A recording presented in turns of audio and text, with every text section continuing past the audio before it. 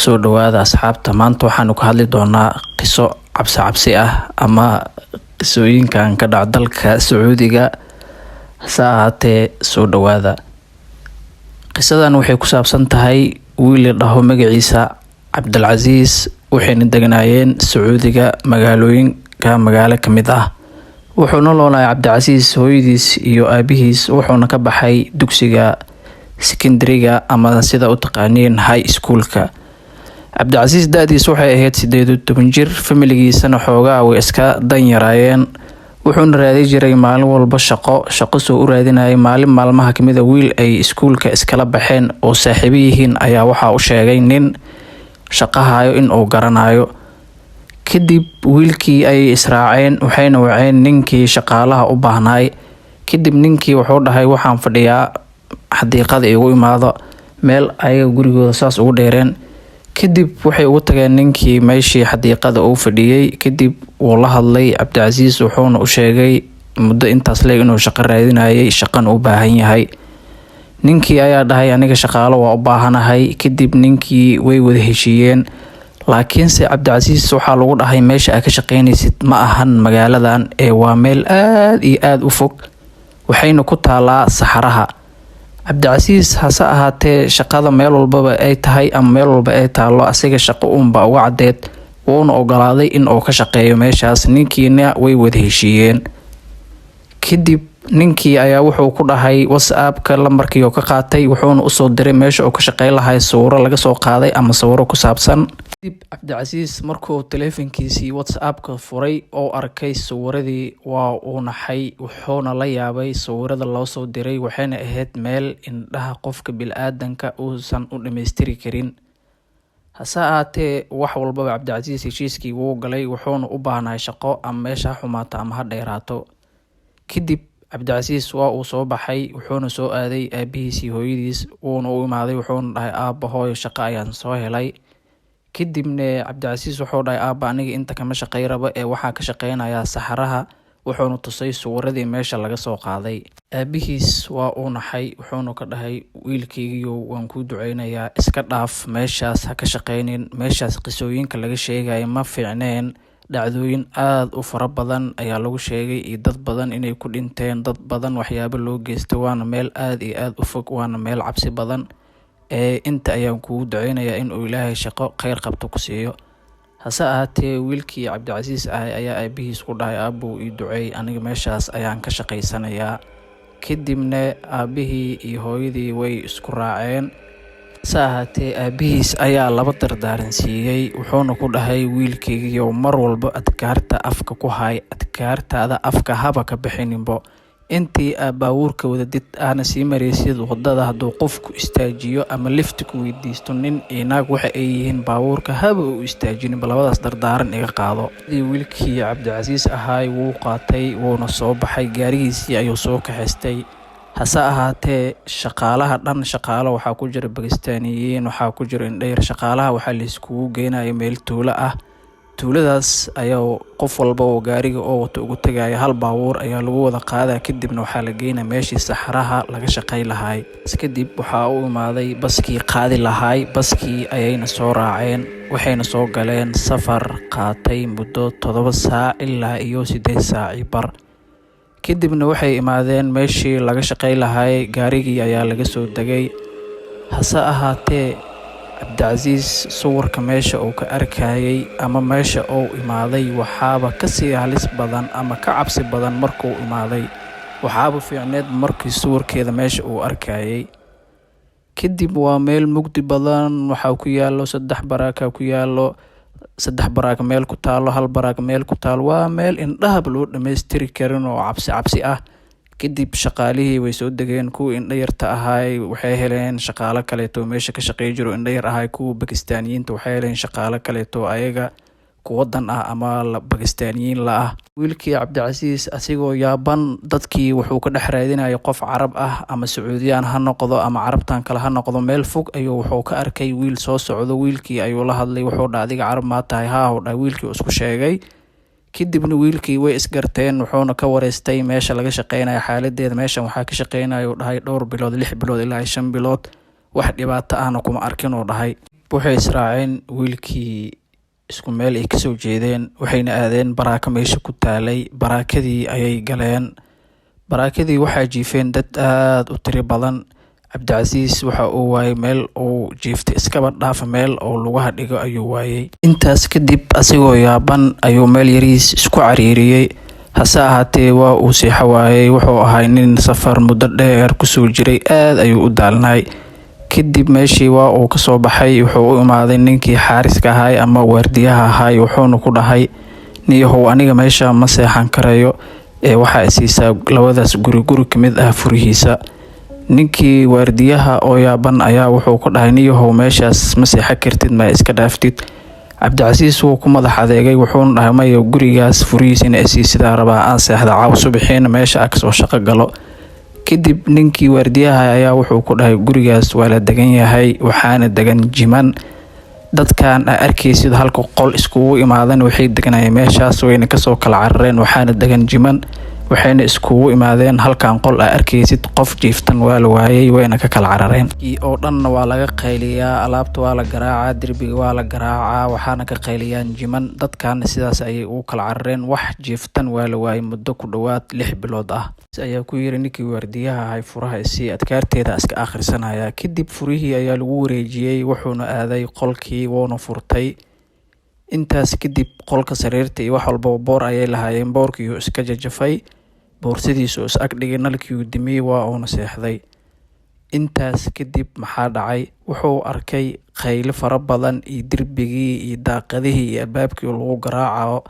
kadib wuu soo kacay, nalkii ayuu daaray, wuuna cuudu bilaystay, adkaarta ayuu akhristay. markuu adkaarta akhristay waa uu seexday. wax yar markuu jiifay haddana wuxuu kasoo kacay, qayladii aad ugu sii dartay, albaabkii la garaaca, daaqadihii meel walba qaylo fara badan, nalkii uu daaray. kadib wuxuuba arkay boorsadiisii oo meesha yaalin oo mar hore laga qaaday. kadib wuxuu dhahay waa qayliyey, intaa waa cararay, albaabkii iska furay. ninka waardiyaha waxaa ku dhahay niyahow boorsadeeda ma arkaad, ma boorsadii qaadin. ninka waardiyaha wuxuu dhahay boorsadaada aniga ma qaadin, mana arkin, meeshaad iskaga laabay. kadib wuxuu dhahay qolkii ayaan kusoo laabtay, waa cuudu bilaystay, adkaartii akhristay, kadibna waa iska seexdoo dhahay. markuu waagii baryay waxaan kusoo kacoo dhahay boorsadeediyo agteeda taaloo dhahay, waxaa adkaartii akhristoo dhahay. kadibna waa soo baxay. banaanka markaa usoo baxay waxaa arkoo dhahay shaqaalihii dhammaayo urida taagan oo aniga isugaayo. ilaan gurigaas wax muddo 6 bilood ah jiifta ma lahan, jiniyaha ayaa looga kala cararay. kadib way igu soo kala carareen, way wareysteen. kadibna waxaa ku dhahoodha aniga balaayo ma arkin, xali si raaxa laha ku seexday. intaasna waxaan u sameynayo dhahay si aan u helo meesha qof iyo habeenkii ila jiifto, ama haddii kaleeto meesha ku heshado. hase ahaatee nin walbaba alheyka alla ayuu dhahay wuu ka diiday, nin walbaba wuu diiday.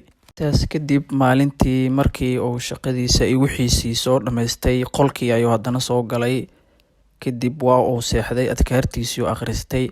hase yeeshee habeenkii horeeto waxaaba kasii daran bacwada, oo meeshii waxaaba lagu sii darayba albaabkii, derbiyadii in la garaaco, lagu qayliyo, armaajo meesha taalo luxo la gargaraaco.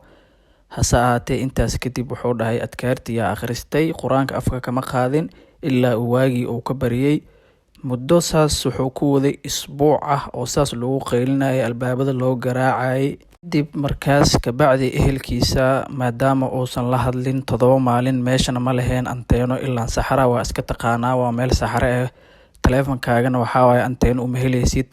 kadib meeshii uu ku jiray ayuu kasoo baxay. wuxuu muddo soo socdaba wuxuu raadinaya anteeno, soo marka ugu dambeysa ugu sii dheeraanaya meesha uu ka shaqaynayay. ayuu wuxuu fuulay meel buur ah, buurtii anteeno ka helay. wuxuuna la hadlay hooyadiis iyo aabihiis, wuxuuna ugu waramay qisadii ama taariikhdii meesha ka qabsatay. kadib aabihiisa waxaa ku dhahay wiilkaygiiyo waxaan kugu waanaya in aad qur-aanka iyo adkaarta afkaaga ka qaadin, oo mar walba xuska ama digriga ilaahay aawadid. kadib aabihiis iyo hooyadiis ayuu macsalaameeyey, wuxuuna usoo jeestay meeshii oo kasoo tagay. waana iska taqaanin markii anteenada la raadinaa tartiib soo usoo sekanaya, wuxuu arkay gurigii ama meesha uu ka shaqeynayo oo ilaa xad uu kasoo fogaado, meel koor ee ugu muuqatay. kadib wuxuu sameeyey in uu soo socdo, usoo socday. wuxuu maqlay neeftuur ama qof gadaashiisa soo cararayo oo neeftuurayo, wuuna naxay. hase ahaatee qofka gadaashiisa neeftuura ma ahan wax loo jeedo ama wax la arkayo, laakiinse waa lagu soo cararaya. kadib wuxuu dhahay waa naxay, waa socod bowsiye sida u socod bowsiinayay waxaaba leegu diro dhahay neeftuurka qayle iyo dhagax iyo carre in leegu shubo wixina ma arkayo dhahay. kadib waa sii naxay, waa soo cararo dhahay, sidaa u soo cararayo leega daba qaylinay dhagaxeen iyo carre iyo marba leegu shubayo dhahay. kadib waxaa mar damco dhahay inaa gadaal fiiriyo, hase ahaatee waxaaba u fiicneenba in uu gadaal fiiriyo hortiis u cararo. waxaan arkoo dhahay wax indhaha loo dhammaystiri karin naxtin, arkoo dhahay wax aada u foolxumo badan oo madow cod dheera. waxaa leegu dhahay maxaa u seexataa habeen walba qolkaas, soo laguma sheegin inaa anaga degannahay.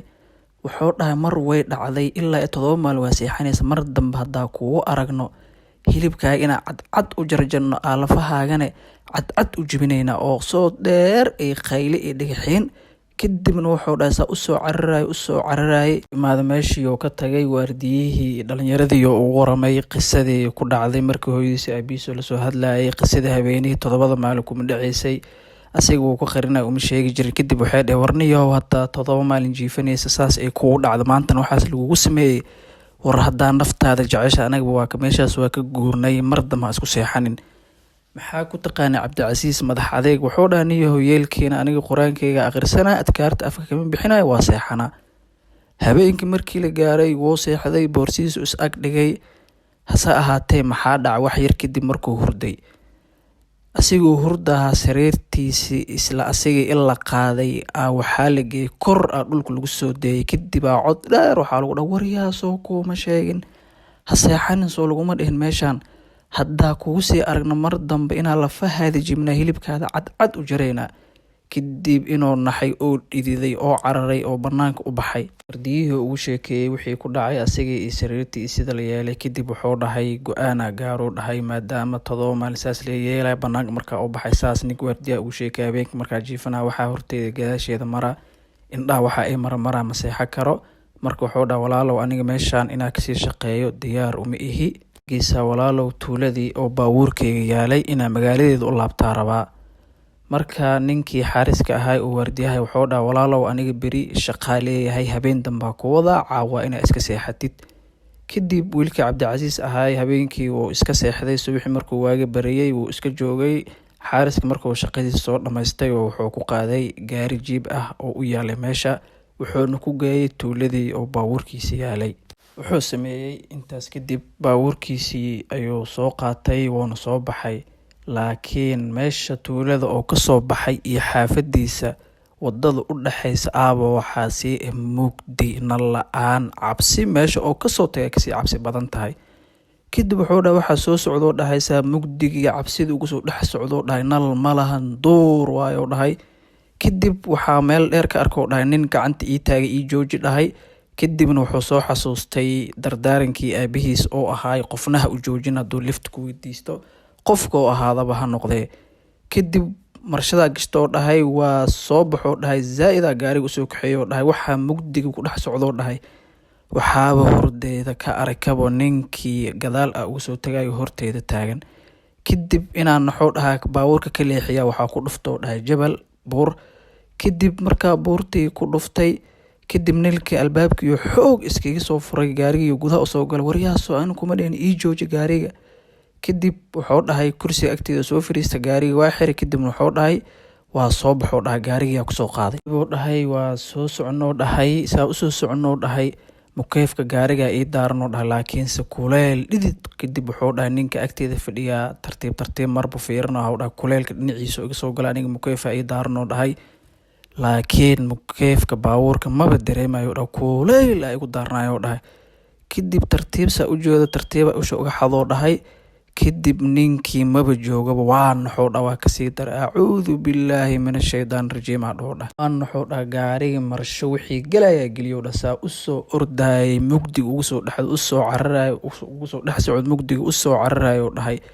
kadib wuxuu dhahay waxaan dareemo dhahay qajafa baabuurka dhex dareemay dhinacaana fiiriyey, haddana waaba ninkii oo kursigiisa ku fadhiyoba soo laabtoo dhahayba. wuxuuba dhahayba go-aanaa gaaray inaa mar dambe gees fiirino horteeda loo ordoo dhahay saa usoo cararayo u cabsanayo dha mugdiga uu dhex cararayo dhahay hal mara waxaa horteeda ka arko dhahay gaari tareele ah jug isku dhacno dhahay. Dib markaa gaarigii isku dhacna tareelka ah markaasaa meer ugu dambeysay dhahay. Kadibna waxaaba soo kacayba anigoo meerkeyga ii soo laabtay oo isbitaalka joogo. Kusoo kaco dhahay anigoo ciidanka askarta iyo dadka dhaqaatiirta kor taagan yihiin wayna wareysteen iyo maxaa kugu dhacay, meeshaasaa kaa soo qaadnay adi iyo gaarigaaga tahay sidee wax kuu gaareen, bal ka waran caafimaadkaaga, maxaa dareemaysaa hadeertaan. U dhahay qisadii ugu sheekeeyay wuxuuna dhahay aniga niman yahow waxaa igu dhacay gaari tareela ah. Kadib waxay dhaheen booliskii ayagoo yaaban iyo dhaqaatiirta warniyahow wax tareelo kugu dhacay ma lahan, adiga meeshaasaa kaa soo qaadnay adigoo suuxsan, gaarigaagana uu caafimaad qabaa, marka koleeto kugu dhacay.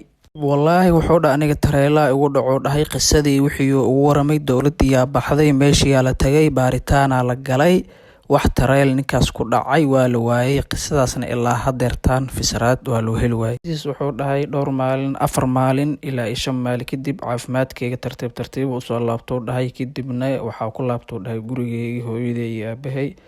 Qisadana meeshaasay noogu eg tahay.